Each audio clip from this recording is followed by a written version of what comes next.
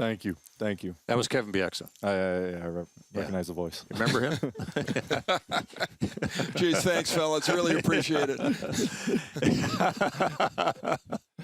Yeah, congratulations, Ray, for your broadcasting dream come true. Co-host of After Hours. Finally, someone on the show who can ask an intelligent question.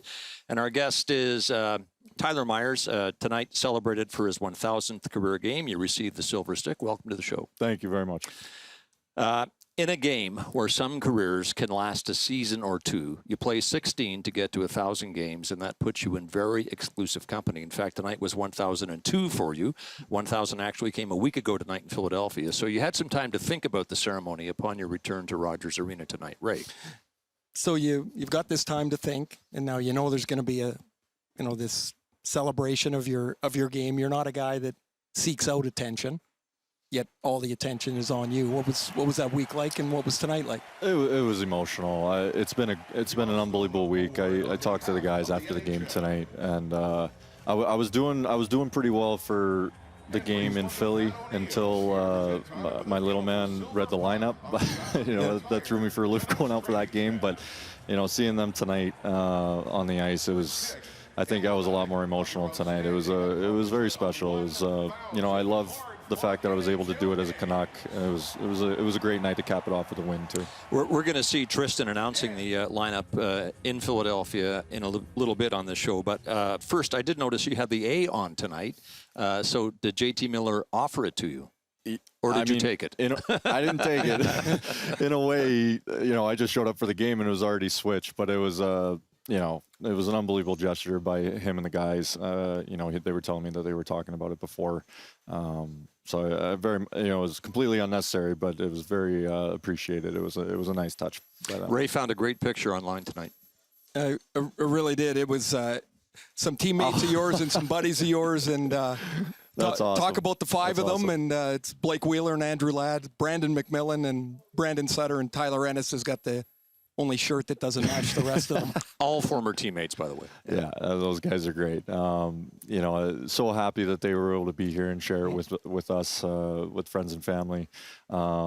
That's an awesome picture. I can't wait to see him. We're gonna go see each other here at the rink after and celebrate a little bit. You have said, Tyler, when you broke into the NHL, you stayed up till midnight every night, and then you took 3-hour naps after practice, and now you can't wait to go to bed at 7:30. And the reason for that was on the ice tonight with your wife, Michaela. Those would be your 3 kids, Tristan, Skylar, and Tatum. And there they are at the glass tonight prior to the game. Do you think someday they're going to look at the ceremony tonight, the video of it, and realize what a big deal it was for their dad to play 1,000 games? Yeah, I mean, we were kind of talking about it the last couple of days, to be able to go back in 10, 20 years and watch this video of them. It's unbelievable. It's so special. I'm so happy that, we were able to have this night together. And I was a little worried about one of them hitting somebody with one of those sticks, but they did great. Yeah, wait till they get them home. Yeah, no kidding. Yeah. Many sticks, but the silver sticks. It's hard to know how many players have played in the NHL. It could be around 8,000, which means that only about 5% have ever got to 1,000 games. And 2 of them are with us tonight, not just you, Tyler, but Ray Ferraro played his 1,000th game for L.A.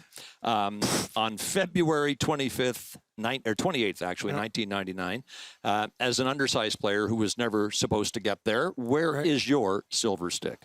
Well, okay, there's a little story behind that because we didn't get them like they have them now. And, I've been known to create a ruckus and to talk a lot. And so I started in on Luc Robitaille. And he became the president of the Kings. And I'm like, Luke, I don't have a silver stick. It's like, what do you mean you don't have one? So I bugged him and pestered him and bugged him and pestered him. And about 20 years after I retired, I got a silver stick. So I have one. Well, at least you got it. I got one. Yeah. Could you believe how heavy it is?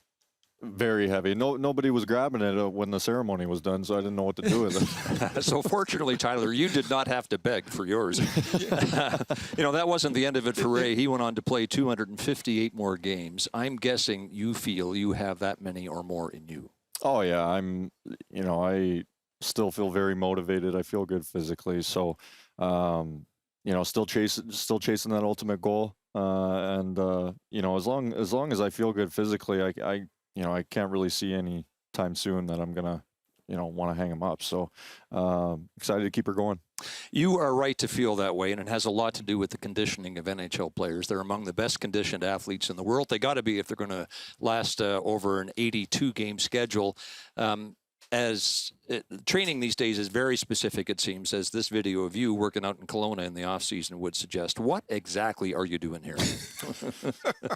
just trying to keep the body mobile, I guess. As a bigger guy, you got to get a little creative. Those pull-ups can't be very fun. No, I don't love the pull-ups. You hear. I always followed a guy like Chara, obviously being a bigger guy, and you hear stories of him throwing up 30 pull-ups. I can't even come close to that. So a specific, exact science, if you will. Here's a comment then from your off-season trainer at the time was Adam Francilla, and this is to address your summertime on-ice sessions. The turnover into conceptual to performance is really, really good with Mizey. He's a thinker, so you can see him processing the information. Because he's such a unique structure, he's such a tall guy, it can be a tremendous advantage, but at the same time, as he extends arms or legs, he has so much more range at the end of his extension that we have to make sure that we're responsible to make sure there's joint integrity, but also coordinate those patterns, whether it's him being able to explode out to the full length of his extension, but also to be able to effectively break at the end of his extension pattern as well. Huh? So let's review. So much more range at the end of his extension. We have to make sure that we're responsible to make sure there's joint integrity. Ray, whatever happened to just going for a run so you wouldn't feel so guilty when you had a few beers that night? The detail you guys work out with now, I'm actually kind of jealous of it. Like I think it's really cool the way you guys can isolate certain things and try and make yourself better. I mean, we would put our skates away and start skating in the middle of August and complain about that. Like, oh man, we got to really get going. When you hear that stuff and all the detail to it, is that something that's always interested you? Like, you can't just work out if there's no purpose to it, right? For sure. I've always been a guy that likes to ask questions and understand why I'm doing these things. So, you heard Adam talk, it can kind of get a little complicated. So the more you ask, so how much of that do you know? I know what he's talking about now, but when we first started working together, I had no clue. But I like knowing why we're doing things, and I've worked with a bunch of different guys to try new things too, and Adam and Mark Fitzgerald and Jeff Thorburn. I think it's good to try new things and to learn as you go. I think that's a big part of longevity. For a player is you're always trying to adapt to the game, off-ice workouts, nutrition. You just got to keep up with everything. Range and joint integrity. Ray said earlier that his workouts had no integrity. No, and nobody was worried about my joints. I mean, they're so tiny. It's like, I don't think joint integrity was part of the conversation. When you broke in with the Kelowna Rockets at age 16, you played there with Luke Shen, who, by the way, played his 1,000th game last week, 2 nights before you played yours. Luke says you have come a long way since your days in Kelowna. Mizey got called up to the Kelowna Rockets where he was drafted there. I was there for a year. And you got called up for what?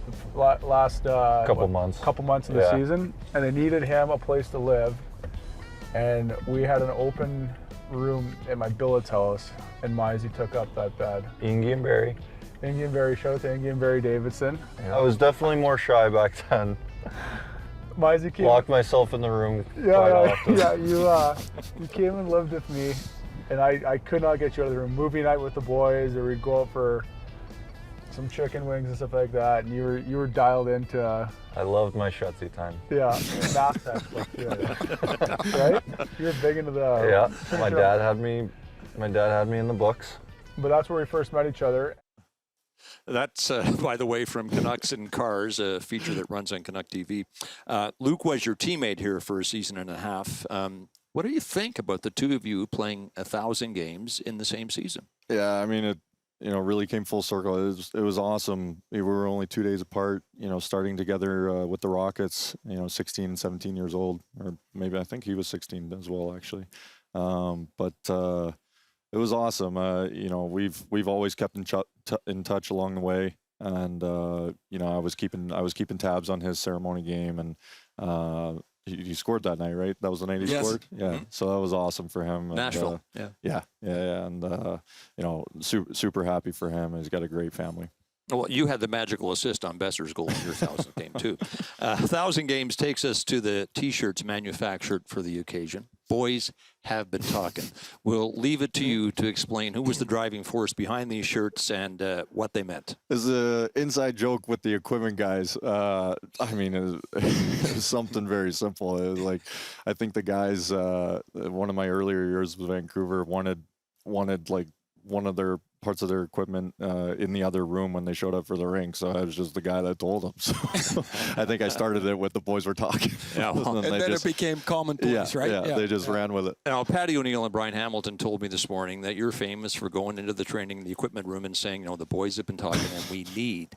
So Brian said to me, ask them if the shin pad should go on the top shelf, where the gloves should go, and what about the skates? I give them a hard time every day. I don't agree with the way they set up the equipment. I think the helmet should be the forefront for anyone doing a tour, and I refuse to do it the way they do it.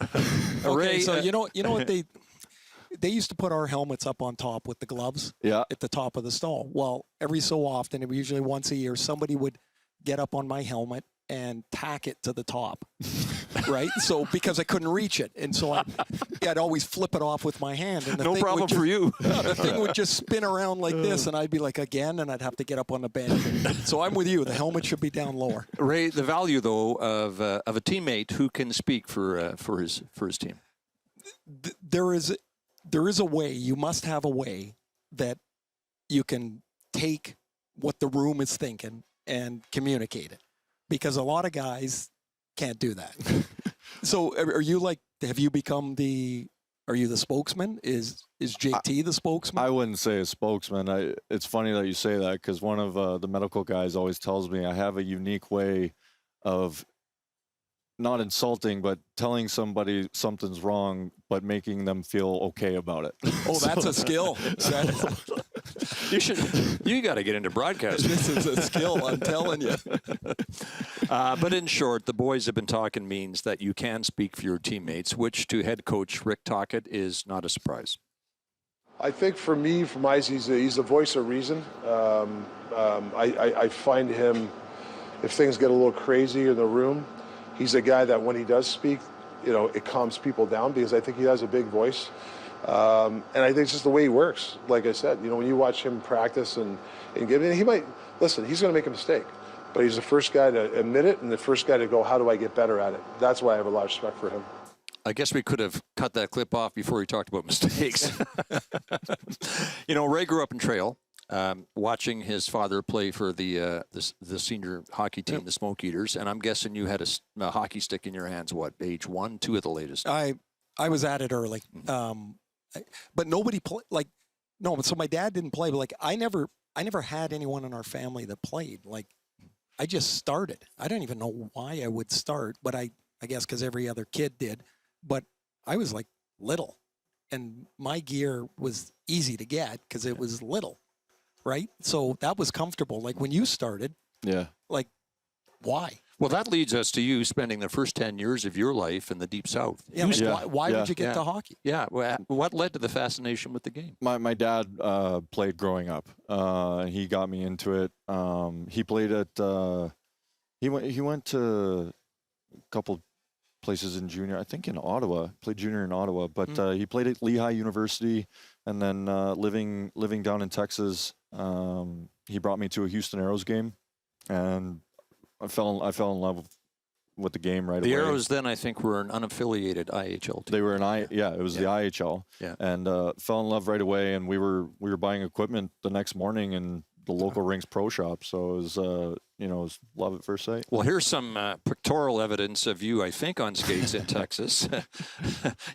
You're almost at the top of the crossbar, whatever age that was. And where did the moose sweater come from? That was our team. I have no idea why we're the Moose, but yeah, that was those were the early days. I think I was 7 or 8 there. Was your dad planning on you growing into that stuff? Or? It's like, looked a little big. It was room. It had room. Your parents separated, and at age 10, you moved to Calgary with your father, where you played in the Bow Valley Minor Association, then the Calgary Buffaloes, and then on to Kelowna. Safe to say, though, that if you had remained in Texas, you were more likely to have become a basketball player? Probably, yeah. I mean, hockey back then, it's grown a lot. There's a lot more teams now, especially for, youth hockey. But, at the time, there were 2 hockey teams at my age of, I think we were 9, 2 teams and 3 million people. Moved to Calgary, there were 13 teams in just the one community. So it was a culture shock when we moved, but I just think it would have been a lot harder to keep going with it, if I would have stayed. So just before you and your father left for Calgary, your mother, Stelly, had remarried, and she gave birth to a son, Quinton, who did excel at basketball and continues to. Quinton Grimes was the first-round draft pick in the NBA, currently playing for the Dallas Mavericks. You were not raised together. How close are you? I mean, like you said, we didn't grow up together, but I followed him, along the way in his career, and, he just had his debut with Dallas the other night. I'm sure there were some nerves. He's back home playing in his home state. So I know he's excited to be there, and I'm excited to watch him this year. As a kid, Quinton said that he looked to you as a guide to how to grow up and how to behave as an athlete. So clearly, he's always been invested in you. Yeah, that's great. Anytime I've been able to give him some advice, I think it's very, even though they're different sports, there's a lot of similarities into what you have to deal with, day in and day out. So if he's going through anything, I'll try and send him a text here and there, and we'll start a little bit of a conversation on how to get through things. I think we've got a picture here of you and Quinton post-game, game you guys played in New York last year, right? Yeah, that was awesome. I'm pretty sure during that game they put him on the jumbotron, and he was saying, "Let's go Rangers." So I gave him a hard time after the game, but we had a good laugh about it. Here's a question from Sharms. We'll get right to the end of it. Have you ever beaten Quinton in a one-on-one game? You know what? We haven't played. I get that question all the time, and I'm pretty certain I would know the answer to that, though.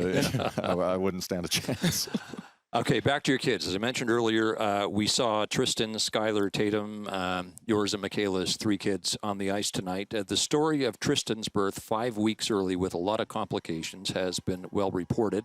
He looked great tonight. Tell us about his development. Where's it stand? He's doing great. It was a traumatic traumatic birth, like you said. We didn't know how things were going to play out.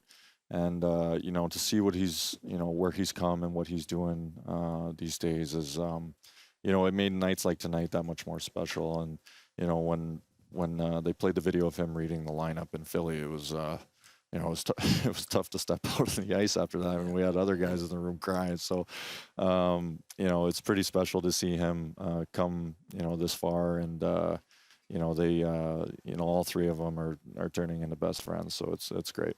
Well, that is one good-looking family, and let's get to that video. Tristan reading the opening lineup prior to game number 1,000 for you in Philadelphia. 1,000 game, Dad. I love you. The starting lineup is number 74, 96. 57, 7. I love you. Good luck. Oh, boy. He nailed the numbers, and that is beautiful. Awesome. Did you know that was coming, or did it catch you by surprise? Yeah. People started kind of filtering in the room around lineup time. I was like, okay, something's up. And then, they threw that on the TV. It was amazing. So you mentioned this morning, the family would be excited tonight, and he would be excited, but one guy was missing from the ice, and that was Finn. And you said that was a good thing that he wasn't there. Yeah, we got asked if we wanted Finn on the ice. We had to wait for we had to say no.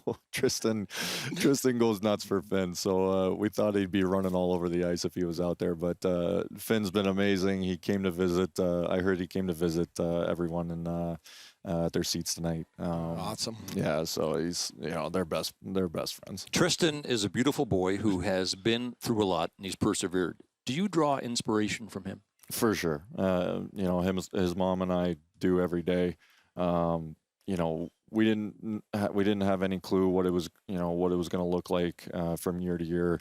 Didn't know if he was even going to be able to speak. So to see him do the lineup, to see what he's doing every day these days, and to see the way he's talking, he's our biggest inspiration. We're running short of time here. I want to get this in. You have such a big frame that you are expected to block shots. Your most painful shot block ever. And there is a correct answer here, so don't get it wrong. Okay. There it is.